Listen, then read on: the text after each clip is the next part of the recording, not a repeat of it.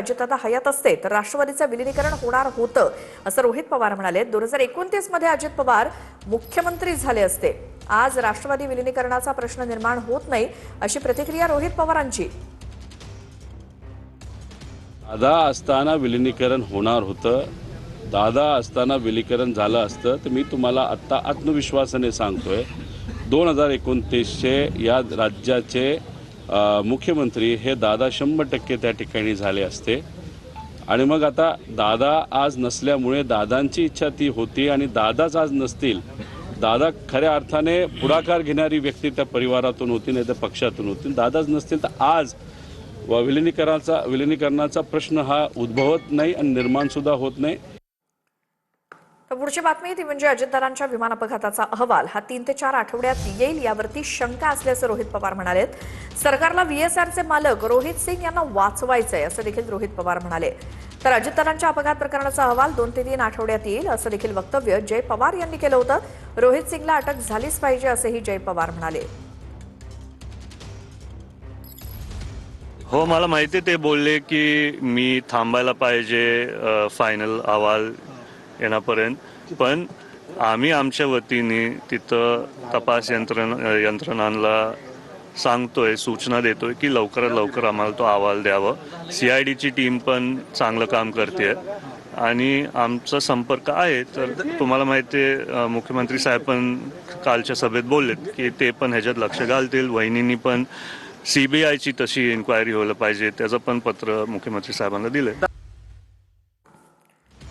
तर जय पवार यांनी देखील म्हटलंय रोहित सिंगला अटक झालीच पाहिजे। दादांच्या अपघाताचा अहवाल हा 3 ते 4 आठवड्यात येईल यात शंका नाही असं रोहित पवार देखील म्हणालेत।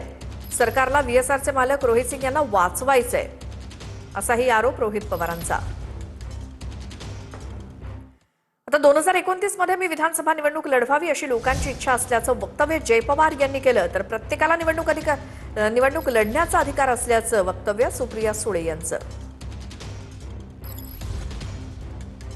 लोकांची मागणी आहे की 19 मध्ये मी उमेदवार व्हावं, 29 मध्ये मी उमेदवार व्हावं, पण माझी आशा आहे नाही तर माझ्या मनात काय आहे की मी पक्षाचा छोटा कार्यकर्ता म्हणूनच कास माझे पुढे चालू ठेवावं आणि सगळ्यांना तिथं मदत करावी। एकतर प्रत्येकाला ह्या एका सशक्त लोकशाहीमध्ये कोणाला इलेक्शन लढायचं हा अधिकार प्रत्येकाला आहे आणि त्यांच्या पक्षाचा अंतर्गत प्रश्न असेल ना कोणी लढायची ती सीट। कार्यकर्ते आणि पक्षाची जी इच्छा असते आणि पक्ष जो निर्णय घेतो तो तिथं ऐकावं लागतं।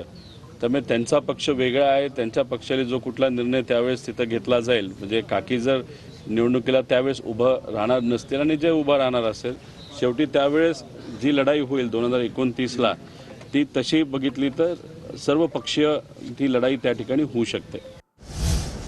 तर लोकशाहीमध्ये प्रत्येकाला निवडणूक लढण्याचा अधिकार असल्याचं युगेंद्र पवार देखील म्हणाले। 2029ला पवार विरुद्ध पवार अशी लढत होऊ नये अशी माझी इच्छा असल्याचं युगेंद्र पवारांनी म्हटलं।